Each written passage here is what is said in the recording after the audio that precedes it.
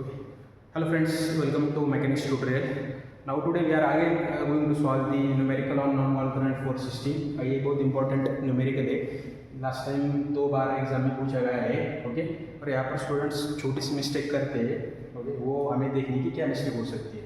Because यहाँ पर angles दिए to get the distance, vertical distance find करना है हमें. टू ये जो भी 5 किलो न्यूटन फोर्स है उसकी जो मोमेंट रहेगी उसके लिए परपेंडिकुलर डिस्टेंस क्या है.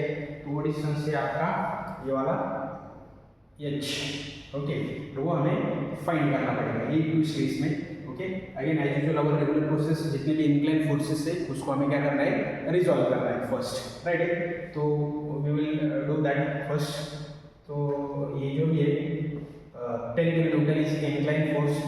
तो ये वाला कंपोनेंट आएगा इसका cos, that is 10 cos 30, and ये वाला जो कंपोनेंट आएगा इसका 10 sin 30. ये पता है एंगल जिसके साथ है वो cos कैरी करता है, ये आप लोगों को पता है. राइट. नाउ अब ये h डिस्टेंस कैसे फाइंड करें. ओके. तो यहाँ पर हमें पता है कि इन ट्रायंगल, यहाँ पर मैं लेता हूँ इन ट्रायंगल. कौन सा ट्रायंगल ले लूँगा मैं, suppose ABD. Okay. What is, यहाँ पर उन्होंने डिस्टेंस क्या है, ये A to B इज 1 मीटर. ओके. तो tan 60 is equal to front side. Front side क्या है मेरी h अपॉन एडजेसेंट साइड क्या आपकी 1. तो h क्या आएगा आपका, h is equal to 1 into tan 60, and tan 60 की वैल्यू क्या है आपको पता है. tan 60 is 1.732. तो h की वैल्यू आपकी आएगी 1.732 मीटर. ओके. नाउ यही ट्विस्ट था जो बच्चे मैक्सिमम टाइम मिस्टेक करते हैं. नाउ अगेन अब ये अपनी regular process. So first summation of horizontal forces. अभी यहाँ पर देखो कितने फोर्सेस हॉरिजॉन्टल है. 5 किलोमीटर राइट साइड जा रहा है मतलब पॉजिटिव. ये 10 cos लेफ्ट साइड जा रहा है मतलब निगेटिव. तो ये क्या आएगा फिर 5 पॉजिटिव माइनस 10 cos 30. ओके. तो 10 cos 30 5 माइनस 10 cos 30, अगर ये देखे तो ये आ रहा है -3.66 किलो न्यूटन. ओके. मतलब लेफ्ट साइड मूव आ रहा है. Second step is summation of vertical forces, that is f of y.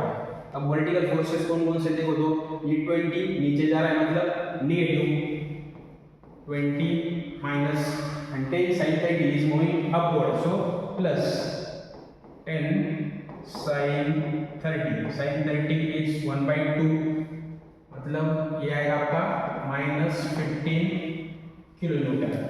Okay. -15 kilo Newton.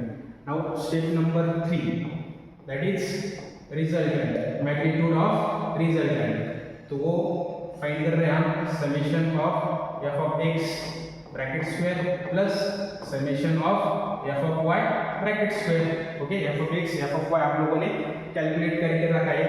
अगर ये कैलकुलेट करते हो कैलकुलेटर के ऊपर तो आपको मैग्नीट्यूड ऑफ रिजल्टेंट मिलेगा, and that is equal to r is equal to 15.44.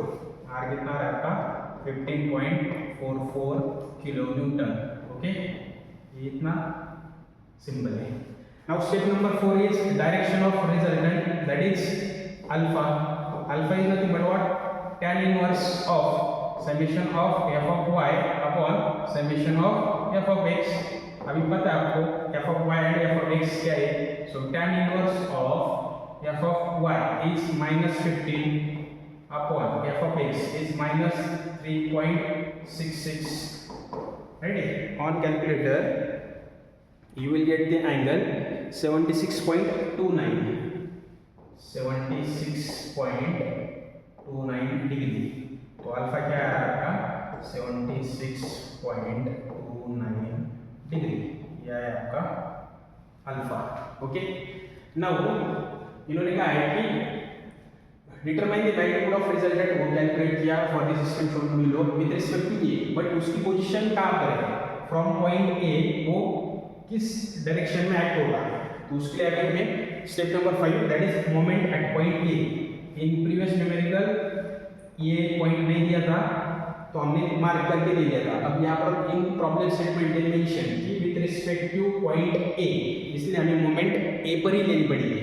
Okay, तो अब यहाँ पर एट पॉइंट ए कौन कौन से फोर्सेस पास हो रहे हैं मोमेंट सेंटर से। ए इज योर मोमेंट सेंटर, तो 10 cos 30 ये जो भी है मोमेंट सेंटर से पास होगा, इसलिए ये जीरो मोमेंट क्रिएट करेगा। ओके, नाउ 20 किलो न्यूटन, अब ये 20 इस डायरेक्शन में हो रहा है क्लॉकवाइज। ओके, तो वैल्यू आ रही है आपकी 20 into perpendicular distance is 1। Next is 5 kilo Newton. अब ये 5 किलो न्यूटन ये भी किस डायरेक्शन में होगा, यहाँ पर मेरा थंब रहेगा toward the force, 4 finger stretch करके आपको, एंड फोर्स के डायरेक्शन में ही फिंगर टर्न करना है, तो आपको मिलेगा कि रोटेशन इज क्लॉकवाइज। सो यहाँ पर मैं लिखूंगा plus 5 into perpendicular distance for 5 kilo newton is h, और h हमने ऑलरेडी कैलकुलेट किया है, that is 1.732। Okay, last force is 10 sin 30, 10 sin 30 ये किस जा रहा है ऊपर की तरफ, मतलब ये anti clockwise, it is moving in anti clockwise. So minus 10 sin 30 into perpendicular distance for 10 sin that is 3 plus 1 that is 4। Okay, तो ये आएगा आपका 20, ये आएगा आपका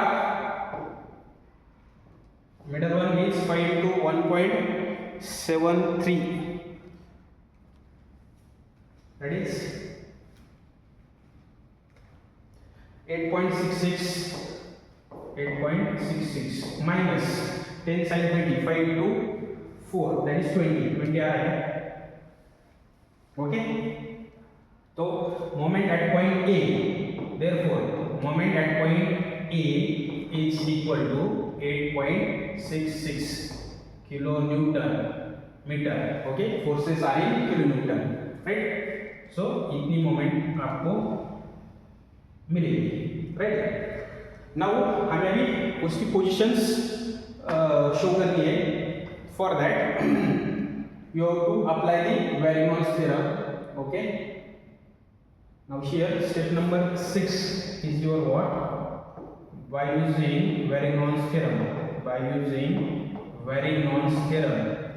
तो वो पता है आपको थ्योरम क्या है, that is moment at point A is equal to R into D, therefore D is equal to moment at point A upon R। moment at point A आपने कैलकुलेट किया है, वो कितना आ रहा है 8.66। ओके, ये पॉजिटिव मतलब clockwise moment upon R, R कितना है आपका 15.44। ओके, तो यहाँ से जो डिस्टेंस मिल रहा है that is 0.56 metre from A. Okay, from point A, right. Now here अब आपको उसकी पोजीशंस शो करनी है कि वो रिजल्टेंट ए के विद रिस्पेक्ट टू कहाँ पर है, राइट। तो and resultant is creating clockwise moment, resultant क्या कर रहा है क्लॉकवाइज मोमेंट क्रिएट कर रहा है। तो मतलब ये and it is at an angle of 76.29 with X axis. Okay, तो समवेयर हियर योर आपका जो रिजल्टेंट जाने वाला है वो इस तरह से जा सकता है। ओके, तो I will show the direction and position. Okay, ये आएगा आपका रिजल्टेंट आर।